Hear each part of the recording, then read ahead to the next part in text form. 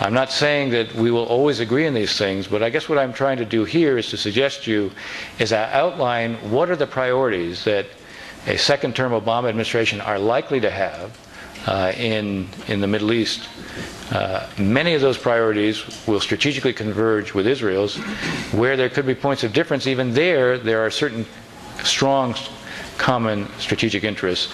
And the challenge of statesmanship is to figure out how to build on those commonalities and try to make them much more significant. I think the presentation of Ambassador Dennis Ross was very important today at the conference of the Jerusalem Center for Public Affairs. For what he focused on for a diplomatic agenda was far more realistic than what has been put forward in the past in many diplomatic discussions between the U.S. and Israel over the last decade. For example, he has not put forward the idea that you can put Israelis and Palestinians in a room together and get a final status agreement completed in a few days. That is off the agenda. Everyone understands that there are gaps that are unbridgeable, that are too wide between the parties. And therefore, he's looking for a diplomatic agenda, an alternative agenda. Do I agree with all of the confidence-building measures that he suggests? No. But some of them might be explored and negotiated between the U.S. and Israel. We're in a transformational kind of period in this part of the world. The story is being written. It's a generational story, meaning it's not a new generation. It's going to take a generation to play out. Is it going to produce new states? Is it going to create a breakdown of states? You can't know for sure, but with those states that are made up of very different sectarian populations, at least that's maybe put at some risk. It is true, I think, that the natural instinct is going to be to want to preserve a state system because you want to have an address.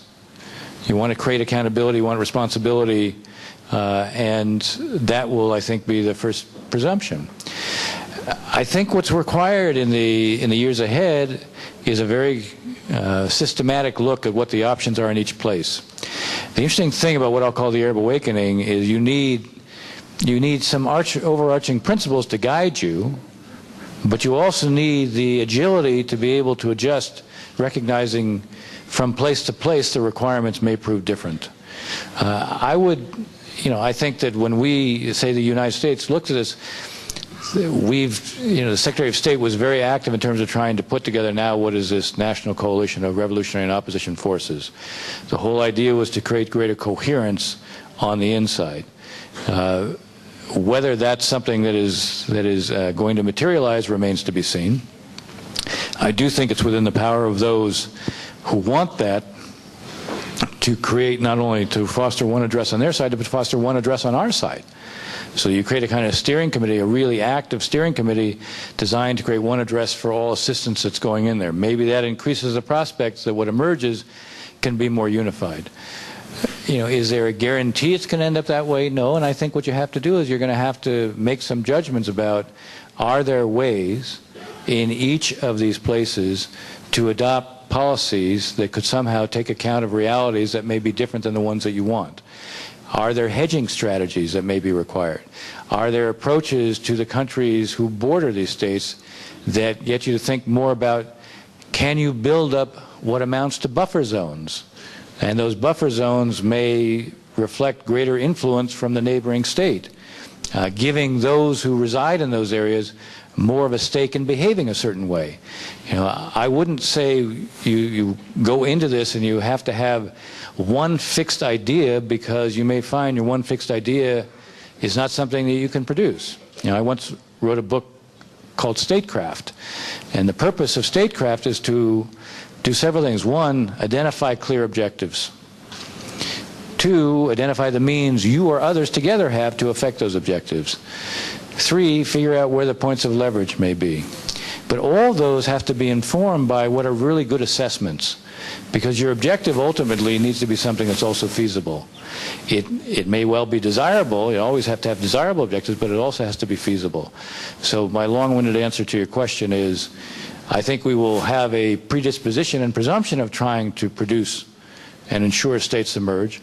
But I think we're going to have to be tactically agile in terms of understanding in each particular place what the real choices and options are.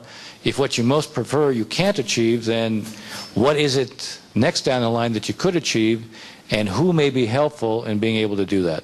Rather than continuing to pump more and more money and equipment into the Egyptian army when we don't know in what direction it's heading? Well, I think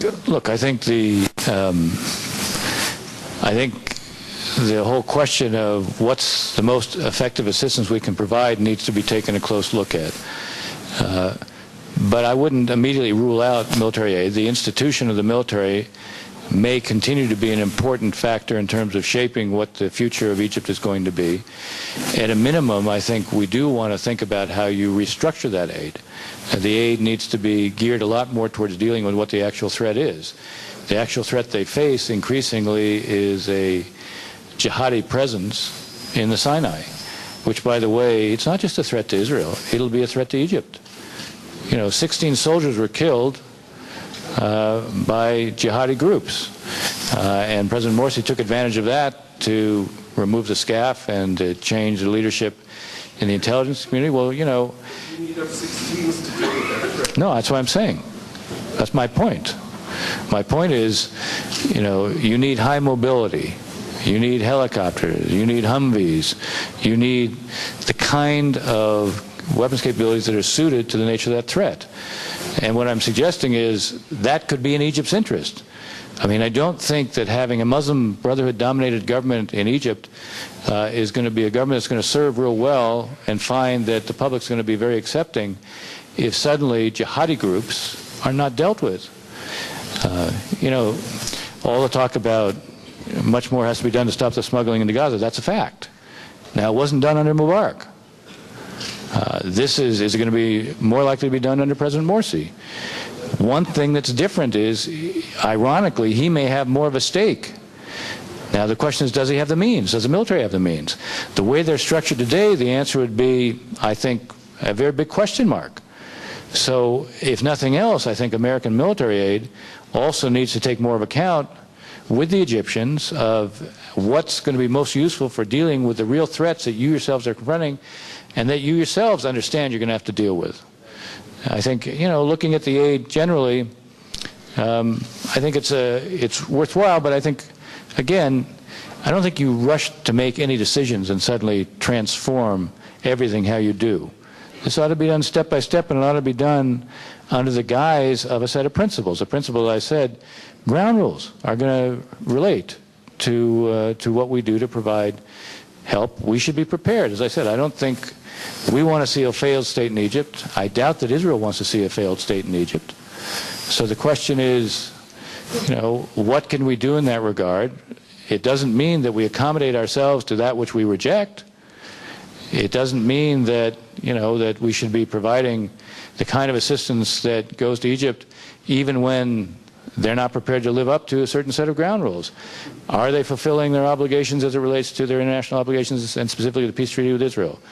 Are they respecting minority rights? Are they respecting women's rights? Are they preserving political space for competition? I said pluralism is something ultimately that is going to be in their interest if they want stability.